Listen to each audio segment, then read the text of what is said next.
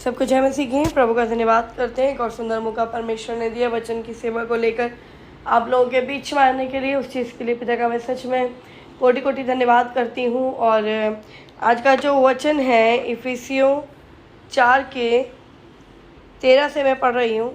जब तक कि हम सबके सब विश्वास और परमेश्वर के पुत्र की पहचान में एक ना हो जाएं और एक सिद्ध मनुष्य ना बन जाएं और मसीह के पूरे डील डोल तक ना बढ़ जाएं, ताकि हम आगे को बालक ना रहें जो मनुष्य की ठग विद्या और चतुराई से, उनके भ्रम की युक्तियों के और उपदेश के हर एक झोंके से उछाले और इधर उधर घुमाए जाते हों। आमीन। यहाँ पर पिता का वचन क्या कहता है कि जब तक कि हम सबके सब विश्वास और पुत्र और परमेश्वर के पुत्र की पहचान में एक ना हो जाए। यहाँ क्या लिखा प्रियो कि हम सब के सब विश्वास। अब सब इंसान जब विश्वास की बात आती है तो बोलते हैं कि हम सभी विश्वास करते हैं कि यीशु मसीह ने हमारे लिए कुर्बानी दी, ये सब कुछ हम सब विश्वास करते हैं। लेकिन परिस्थितियों में आते हैं, उनके मुंह से क्या निकलता है, या मैं कहूँ परिस्थितियाँ पर डे हमारे मुंह से जो वर्ड्स निकल रहे होते हैं वो अविश्वास के ही निकल रहे होते हैं। क्योंकि अगर हम सही मायने में प्रभु पर विश्वास रखते हैं, उसकी क्रूस की कुर्बानी को अगर हम समझते हैं, जैसे यहाँ पर लिखा कि परमेश्वर के पुत्र की पहचान में हम एक हो जाए। अभी तक हम परमेश्वर के पुत्र को पहचान ही नहीं पाए हैं, उसके क्रूसिफिकेशन के इम्पोर्टेंस को हम पहचान ही नहीं पाए हैं। क्योंकि अभी बस हमें इतना ही लगता है कि हाँ उन्होंने दे दी, कुर्बानी दे दी, हो गया। लेकिन उसके पीछे का मूल्य क्या है, उसके पीछे सच में उसकी योजना क्या है, अभी भी बहुत से मसीह नहीं जानते हैं।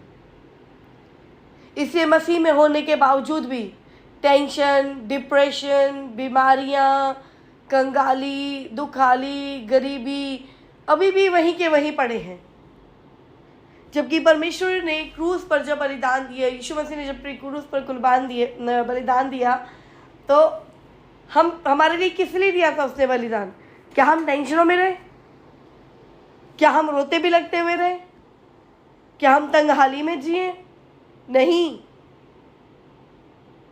यूहन्ना 10:10 में लिखा ना कि चोर चोरी करने आता है, हत्या करने, घात करने, नष्ट करने आता है, लेकिन मैं आया हूं कि तुम जीवन पाओ और बहुत आयत का जीवन पाओ, मरता छलकता हुआ, कि तुम जीवन पाओ, आनंद का जीवन पाओ। रोता भी लगता हुआ जीवन देने के लिए वो क्रूस पर बलिदान नहीं हुआ था हमारे लिए,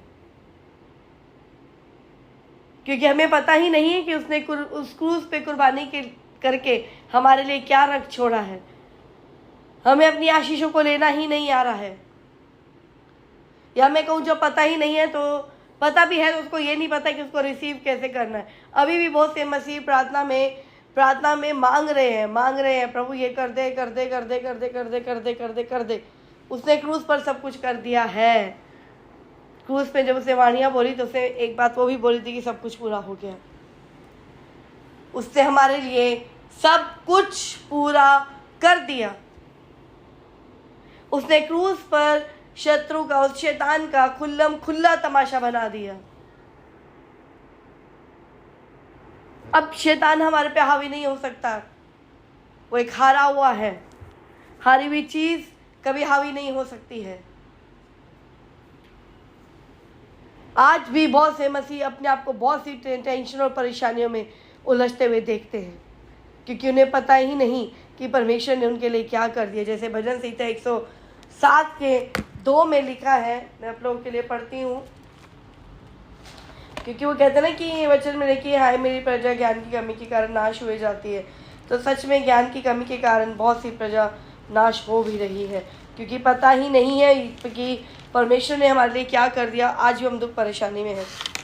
यहाँ पर लिखा है 107:2 में कि यहोवा के छुड़ाए हुए ऐसा ही कहें, जिन्हें उसने शत्रु के हाथ से दाम देकर छुड़ा लिया है।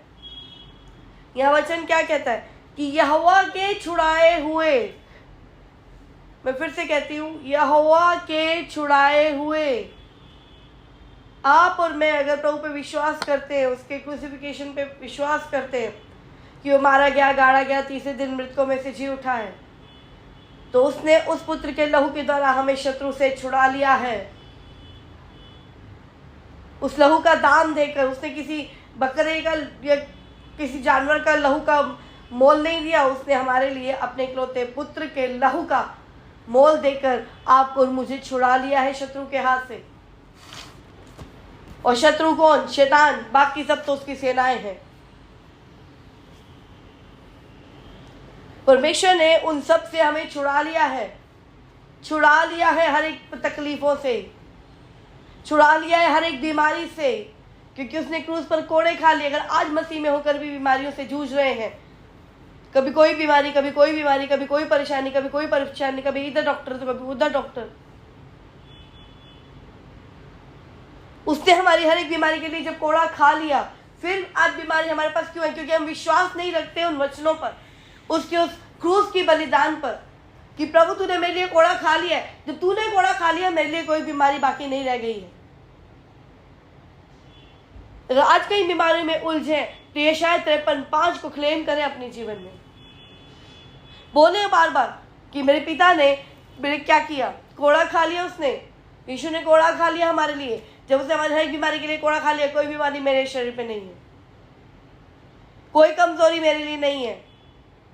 मैं कमजोर ना हूं, वो कमजोर पड़ गया था जब क्रूस उठा के वो कितनी बार गिरा है वहां पर।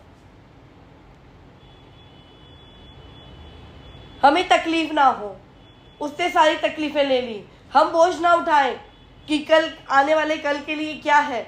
हम लोग कितने बोझों के अंदर पड़े रहते थे कि कल क्या होगा, बच्चों का क्या होगा, कैसे अच्छे लाइफ पार्टनर्स आएंगी, कैसे इनकी शादियां होंगी, कैसे क्या होगा, ना जाने कितने बोझ को आज भी मसीह अपने कांधों पर लिए ढो रहे हैं। जबकि हमारे बोझ को यीशु ने ऑलरेडी 2000 साल पहले ले लिया है, ताकि बोझ हम ना उठाएं।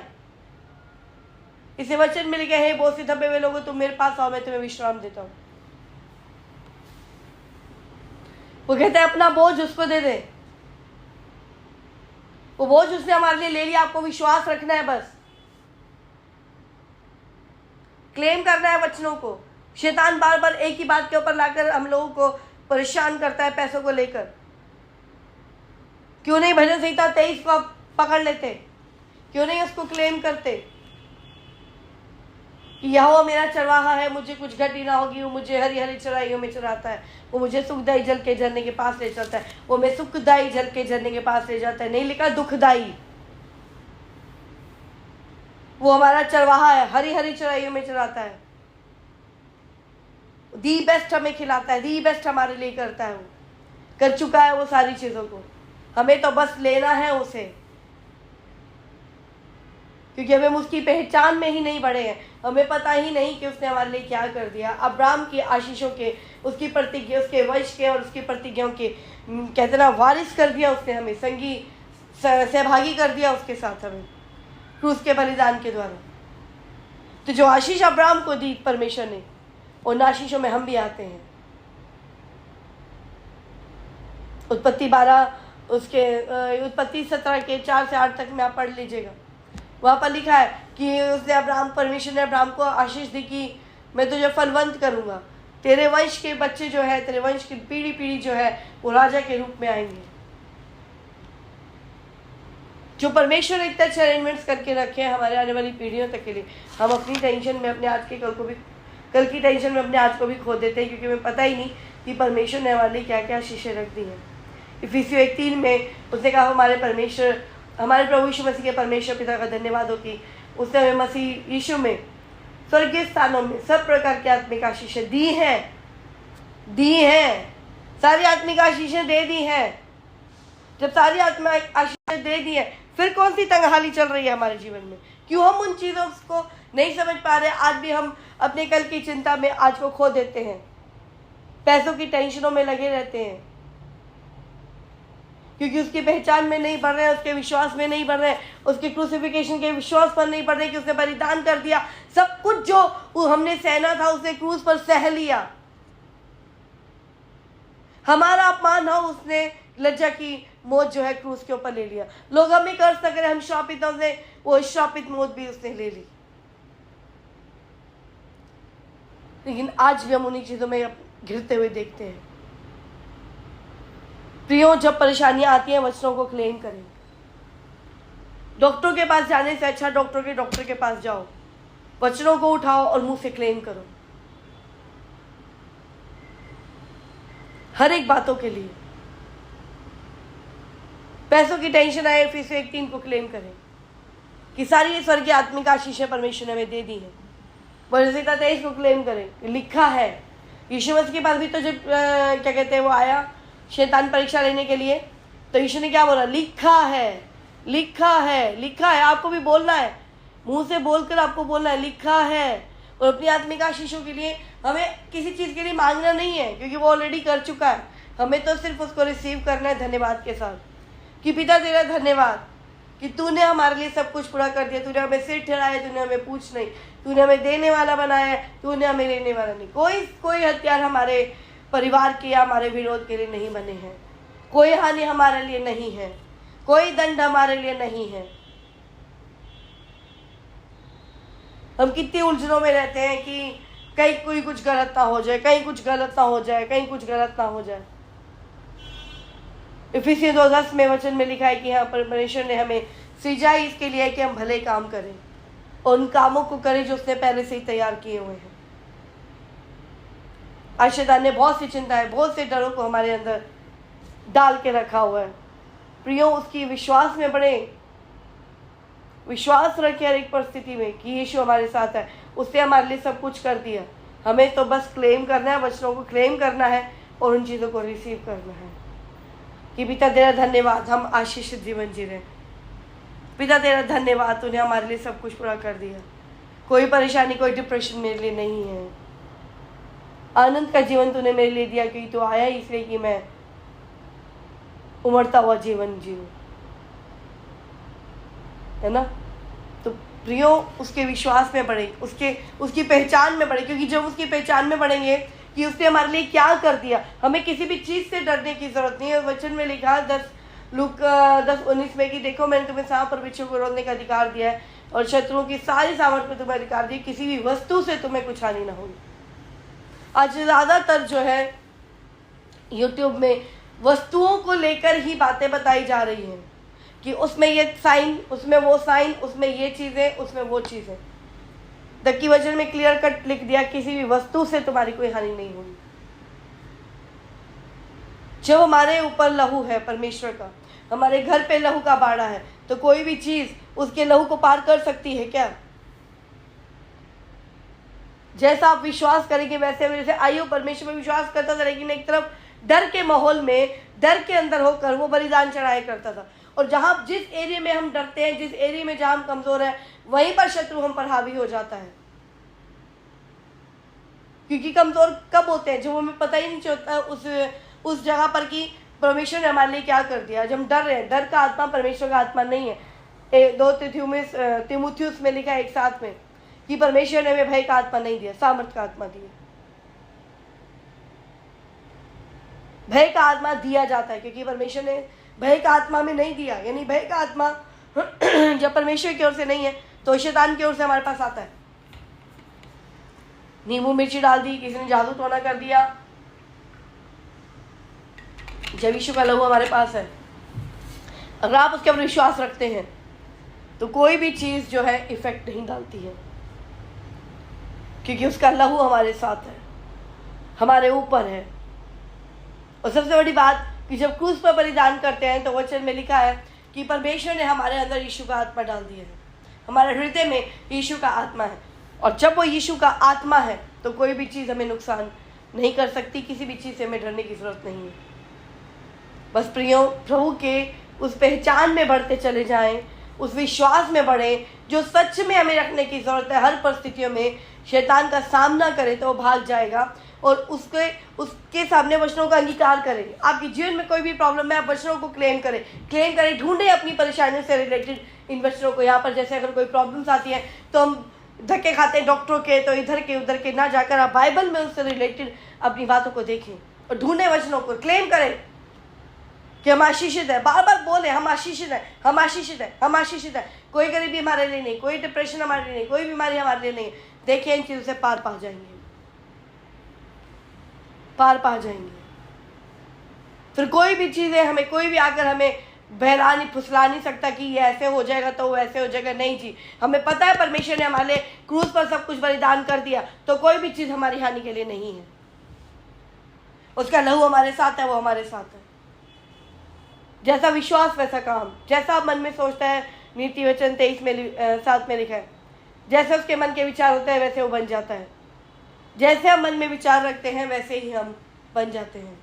तो अपने मन के विचार में सही चीज़ों को लाएं, प्रभु के ऊपर विश्वास रखें, क्योंकि यूहन्ना 14:12 में भी यीशु ने कहा कि मैं तुमसे सच सच कहता हूँ कि जो मुझ पर विश्वास रखता है, जो काम मैं करता हूँ वो भी करेगा, वरन उससे बड़े काम करेगा, क्योंकि मैं मसीह के पास जाता हूँ, क्योंकि मैं पिता के पास जाता हूँ।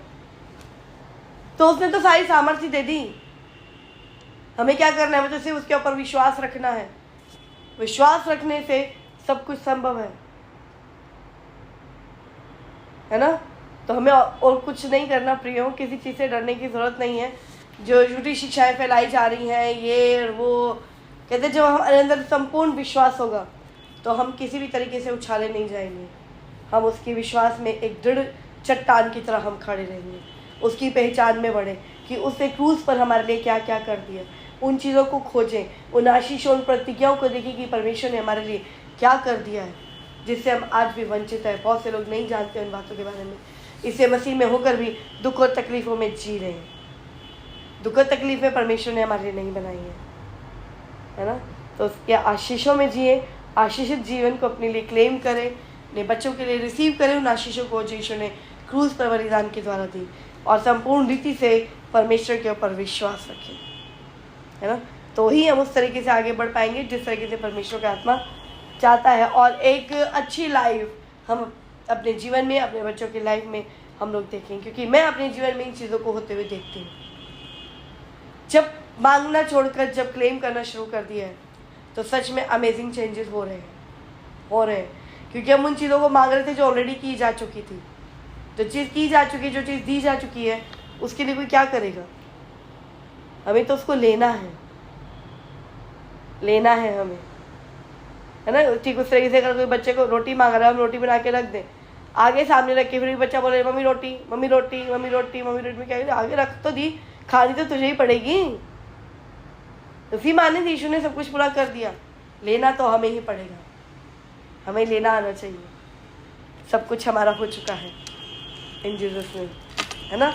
और इस वचन के द्वारा आपको बहुत ऐसे आशीष दे, ब्लेस करे, और प्रभु की पहचान में और बढ़ाए, और विश्वास में और बढ़ते जाए, है ना? इन जीसस नेम, आमीन आमीन। प्रभु सबको बहुत ऐसे आशीष दे। जय मसीह।